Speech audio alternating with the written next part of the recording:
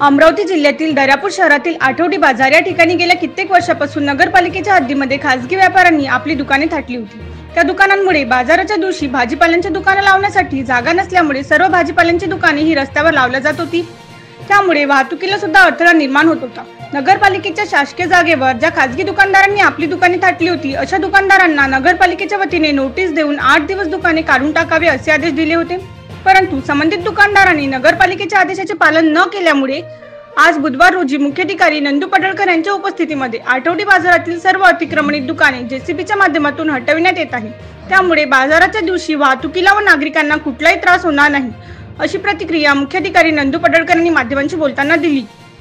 आठवडी बाजारामध्ये जे परमनंट लोकांनी दुकानं थाटली आहेत त्या सर्वांवरच कारवाई करते, कारण बाजार जे दुकान गुरुवारी बाजार भरतो ते सर्व रस्त्यांवर जातो आणि त्यामुळे जाण्या येण्यासाठी रहदारीला अडथळा होतो। म्हणून आपण पूर्ण आठवडी बाजारात जे दुकानं थाटली ते मोकळे करतो, जेणेकरून सगळे गुरुवारची दुकानं बाजारात आणि लोकांना त्यापासून रिलीफ मिळेल।